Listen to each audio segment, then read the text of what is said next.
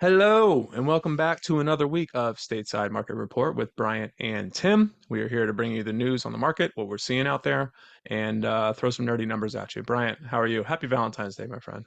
Thank you, man. Happy Valentine's Day to you too. Are you doing anything special today? No, No? short and sweet. Well, I'm okay. working. I'm doing real Yeah, estate stuff. I got My I son did got make me, I don't have it in reach, but my son did make me a very nice Valentine this morning that he put on a shoebox. I thought I had it right here, Nice. but I don't, so that's good. I also have sweet monster truck tattoos. This Those is are the pretty beauty of sweet. multimedia. So that's my Valentine. Anyways, no one cares. Let's talk about real estate stuff. Let's do it. So I just got a ping on my phone that CPI data's in. Let's start there real quick. CPI again is the consumer price index. It's basically what people look at to see what inflation's doing. Always the talk of the town. What's inflation doing? How's it going to affect mortgage rates and all these things? It's a little higher than people wanted, so it's up 6.5% year over year since last February. Experts were hoping for 6.4. It's up 0.5% in the first month of the year, which is a little higher than experts wanted at zero point 0.4. So what it's showing is that it's getting under control, but not quick enough for some people, is basically what that says. So how that's going to affect mortgage rates, I wouldn't expect a huge jump because, like you talked about a couple of weeks ago, the mortgage industry is a little bit ahead of the CPI data, so they kind of Right. build in inflation stats and stuff like that. So I would expect them to stay relatively stable this week. Um, yeah, I don't know. I just threw a lot of nerdy numbers. What are you thinking about all that? Yeah, I agree with you. I think that it's not enough of a jump to make too big of an impact on the interest rates. And again, they do kind of predict this in a way. They look ahead and make sure that they have some of these things built into their current numbers. So I just looked at interest rates a minute ago.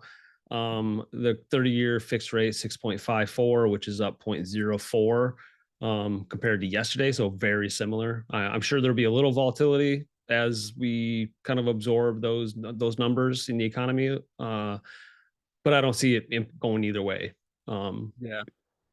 I don't think it's enough. It's enough movement either way to really, affect much impact. So, I mean, honestly, that's good. Yeah, It's kind of it's evening out. Things are starting to even out, and we're going to be talking about this more week to week. Hopefully, things continue to even out. Prices come back to a reasonable level, and inflation kind of stays put or hopefully starts to trend downwards. But baby steps, right? baby. So I mean, that leads in. Let's talk a little bit today about kind of they're saying there's an article here that we were looking at called Mid-Atlantic Housing Market has Bottomed Out, which sounds a little drastic, but there is, I mean, you and I have both There seen is over the hope. past couple of months. Yeah. There is hope that things have really they slow down to a trickle over the November and December, and now they're roaring back to life. So bottomed out seems a little drastic. Um, but some of these numbers are interesting. So I don't. Do you want to go through them briefly and just kind of talk about what they mean and how they impact what we're seeing in our transactions? Yeah, I guess let's just kind of break it down. So it's a year over year comparison between January 2023 compared to January 2022, which we all know January 2022 was a completely different market than we are in Yeah. today. So, yeah, we got a few of the numbers that stood out to me are the median days on market is 30, which is up 17 days compared to this time last year, Crazy. which is more of a normal market. But again, it's not quite normal yet, right? So, but it's 17 days is just crazy. Yes. The months of supply, 1.02, so about the same as we were last year, or sorry, last week when we talked about that, right? So it's hovering Yeah. right around 1 month. Which is let's pause there. Very unhealthy. I mean, we talked last month Right. about the absorption rate is supposed to be between 4 and 6 months in a quote unquote normal market. 1 month is no inventory. I mean that's it. It's still very. There's still a lot more people that want houses than can get them. So although it's the same, it's still incredibly low, especially on a nationwide scale and historical basis. So Right. just kind of want to highlight that inventory is still a big issue. Yeah, in some of these numbers that we're going to go over, new listings, showings, pending sales, they've all dropped since last year, right? They're in, and that's not indicating the market's, getting worse. It's actually indicating that the market's getting more stable, right? Exactly. So Yep. this time last year was just so insane that all those numbers, they make a lot of sense, on the historical scale. So one thing that I found interesting was that the median sale price is actually 0.2% higher than it was last year. So everybody thinking that their housing price was going to go down because of inflated costs, their median price went up. Right. How does Fear that feel? not.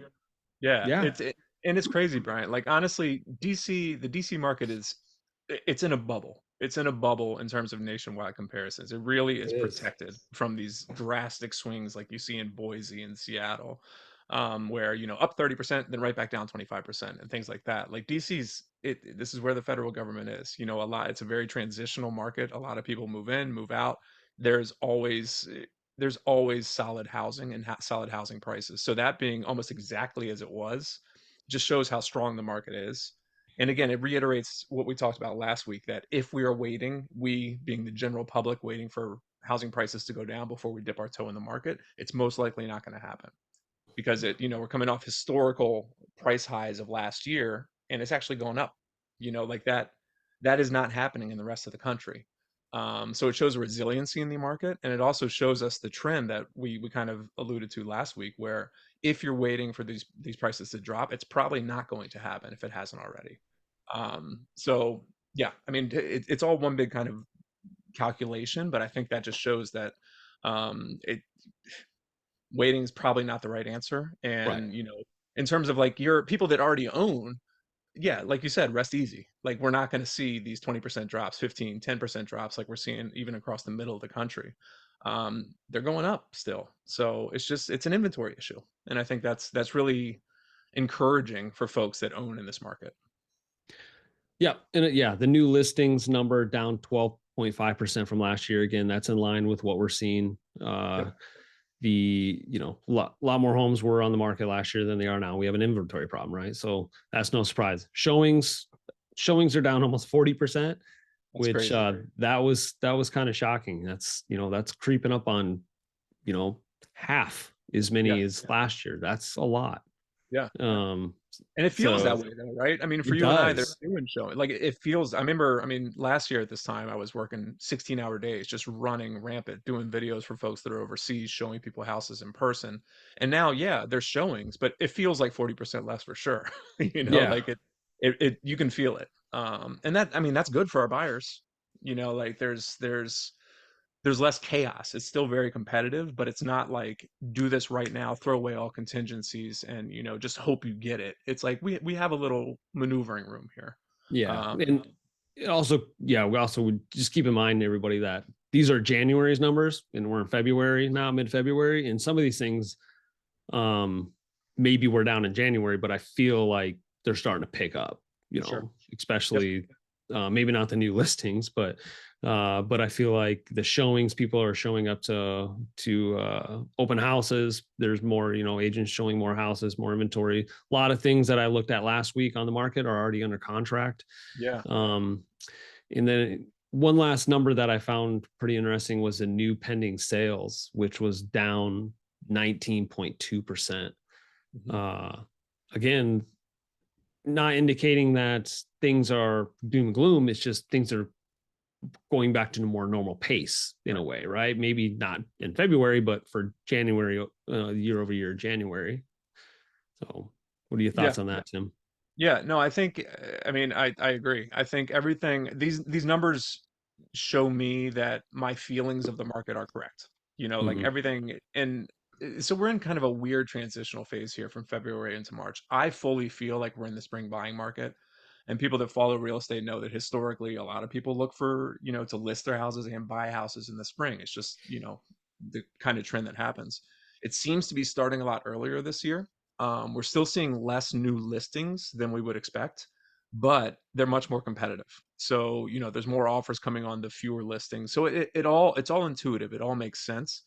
And to me, it's all pointing to more normalcy in the market. Like I interviewed someone probably last year, and we were talking about just market trends and just, what are the numbers doing over the past couple of years? And this guy's an industry expert. He does data and analytics at Bigger Pockets. And he said, I don't even count 21 and 22, period. Mm, Like when I look at historical trends on nationwide markets, those numbers are gone because they're mm, they're anomalous. Like they don't. they are not the norm, and they're so far out askew that if you look at that, I mean, it's just a huge blip, like, Right. so he basically said, "Ignore those, and we'll get back to it in 2023." And that makes sense. That's kind of what we're seeing That is like does. if you take out the past couple of years of just chaos, this is about right. Like it's, down 40%, up 40%. If you take out 2022, it's probably within 4 or 5%. It's normal. Um, so that I don't know, a sense of normalcy is starting to return to the market. There are some weird things happening, but like if we were doom and gloom last week with there's no inventory and stuff like that, I think this is encouraging to see that we're kind of getting back to normal. And normal's good in a housing market. You don't want Mhm. chaos. Yeah. Yeah, So yeah, I agree. I was gonna go into that, but yeah, you made all these good points. Is the last couple of years when we were seeing interest rates in the twos and threes, and everybody is wanting to have those twos and threes again in 2023, just not going to happen, right? So people are waiting for interest rates to go back down to those little bits, and it's just not going to happen, right? So it's hard to. I don't know if we've said that before. It's not going to happen. It's not going to happen. It's not. So Like if we see fives, I'll be a little bit stoked. But like six right now is the new norm. And I think honestly, Bryant, like I mean, I think that's a good point. I think people are starting to realize that. yeah, Like there was shock, like, oh my God, I paid 2.5 in January of last year and now I'm at 6.56. Like it's quite, and yes, it's significant. You can buy a lot less house now, but it is what it is. My least favorite phrase in, English, it is what it is, but it yeah, is. This is the new norm for now. Hopefully it'll trickle down some. It might go up a little, like there are things that are in the works, but it's certainly not going down to 3 anytime soon. So if you're waiting for that, it's ill-advised. And I think people are starting to see, okay, it's 6%. Now I can afford this much house, and they're looking at right. that much house. So it's just I think people are starting, it went from panic, like I'm frozen, I have no idea what to do, to like, okay, I get it. It's not ideal, but like I still need a place to live. I need a bigger house for my family. I'm still looking. So that sense of normalcy again is returning. It's a new normal. It's not the normal it was in January 2022, but I think people are venturing forth again. So it's good to see.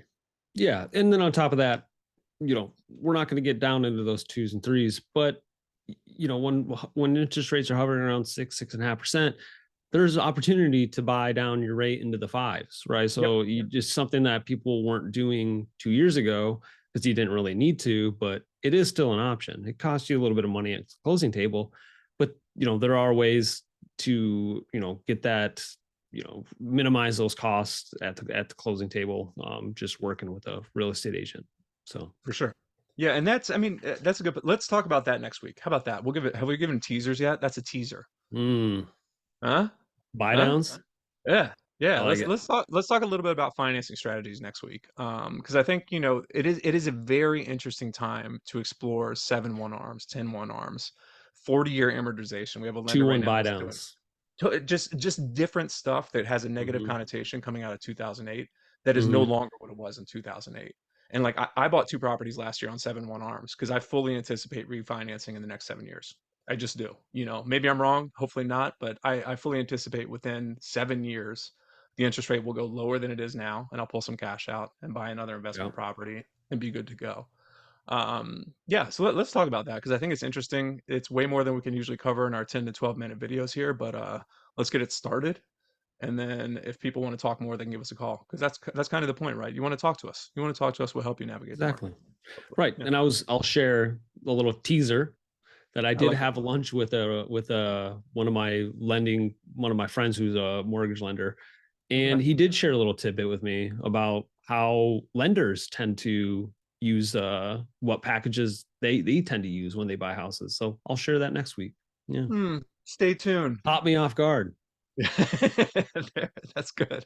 I love it. So subscribe. We are sending out emails so people can subscribe to this thing that we are calling the Stateside Market Report. We've done 4 weeks in a row now, and I'm really proud of us. And we're going to keep it going. We're going to bring information that helps you navigate the market.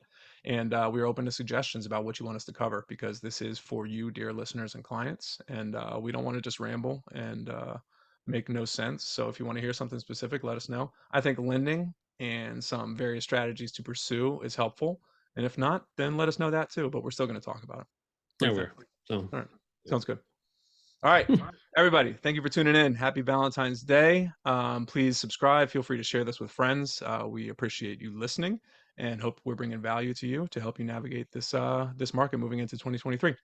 And until next time, we need a sign off thing. I know. I And we're not don't. going to have it this week. We'll come up with it Not that. next week. That's another teaser. Bryant's going That's. to come up with something brilliant to Oh, sign off every week. yeah. All Boom. right. All Another right. surprise. All right. All right. Thanks, Thanks, everybody. everybody. We'll see you next Talk week. to you next week.